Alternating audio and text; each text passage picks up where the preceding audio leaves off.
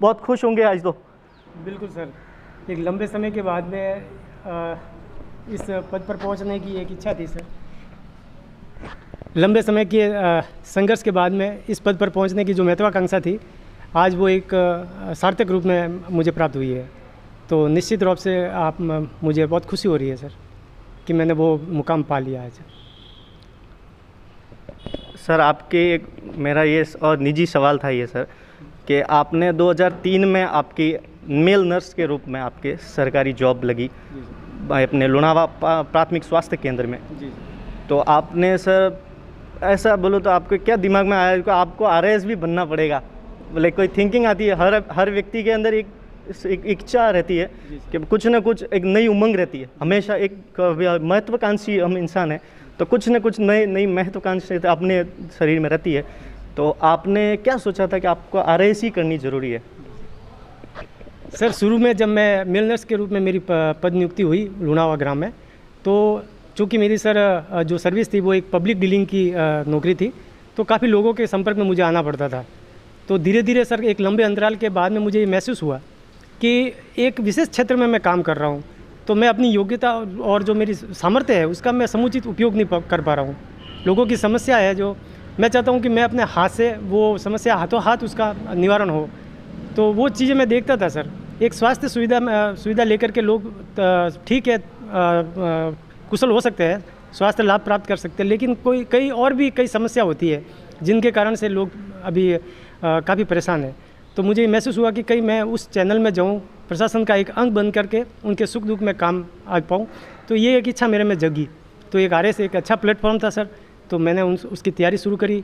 और मेरे जो अग्रज थे, मेरे दोस्त यार जिन्होंने मुझे इस चीज़ के लिए मोटिवेशन दिया, और उनका मैं ऋणी रहूँगा, और वो मैंने तैयारी शुरू कर दी सर।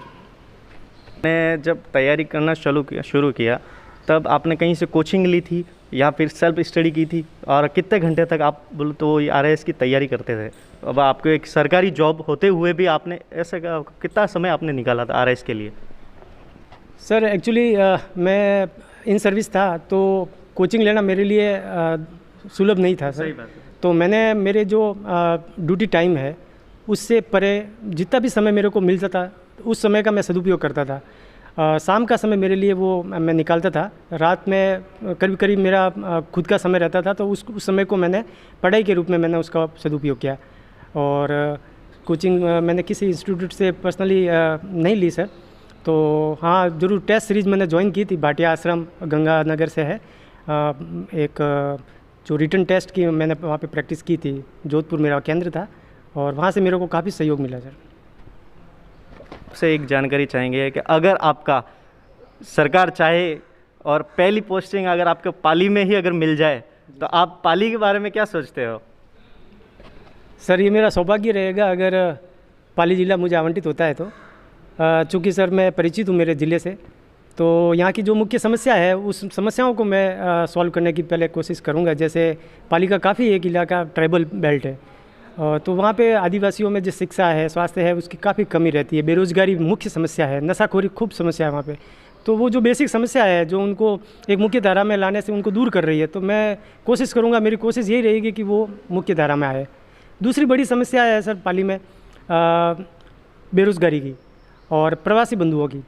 तो वो एक बड़े स्केल पे मैं उसकी निवारण के लिए ऊपरी स्तर पर प्रशासन में उसकी जो है प्रस्ताव बना के भेज सकते हैं सर। तो उसके लिए मैं कोशिश करूँगा कि वो सॉल्व हो गए पाली के लिए।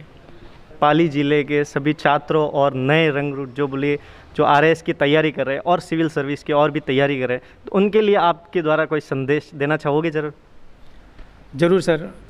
मैं युवा साथियों से यही कहना चाहूँगा कि कोई भी चीज़ मुश्किल नहीं होती है, असंभव कुछ भी नहीं है।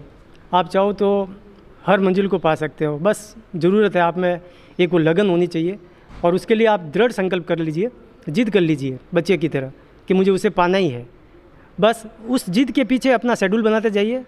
एक अच्छे मार्गदर्शन की ज़रूरत होगी आपको, और हो सकता है आपको शुरू में असफलता मिले, लेकिन उससे घबराना नहीं। आपको असफलता हर काम में मिलेगी, लेकिन असफलता ही सफलता की कुंजी है, जैसा बताया जाता है, हमको सिखाया जाता है। तो ये वास्तव में चरितार्थ मेरे साथ हुई है। मैंने 3 बार प्रयास किया है। 2013 वाली भी दी है मैंने, 2016 वाली भी आरएस दी है। उन दोनों परीक्षाओं में मेरा मेंस क्लियर नहीं हुआ, लेकिन मैंने हार नहीं मानी। मैंने अपना प्रयास जारी रखा, अनवरत रखा, और आज 2018 में रिजल्ट आपके सामने है। तो आप प्रयास करिए और बड़े मन से, शिद्दत के साथ उसमें जुट जाइए। मंजिल आपके पास, आपके कदमों में होगी। बहुत बहुत सर धन्यवाद। जैसा कि आपने देखा, ललित जी मेवाड़ा ने बहुत सारी अहम जानकारी दी है। हम हमारे न्यूज़ चैनल के जरिए भी हम सभी युवा साथियों से यही कहना चाहेंगे, जिस तरीके से इन्होंने अपने जीवन में हर संघर्ष करते हुए भी इन्होंने आरएएस में क्लियर 390वीं रैंक लाई है पाली ज़िले में। तो हम पाली ज़िले के सभी साथियों से और सभी देशवासियों से भी यही अपील करते हैं कि आप भी कभी इम्पॉसिबल चीज़ को ना समझे, हर चीज़ पॉसिबल हो सकती है। बस ये है कि दृढ़ संकल्प जरूर कीजिए। इसी के साथ बने रहिए हमारे साथ में फर्स्ट इंडिया न्यूज़ चैनल से। धन्यवाद।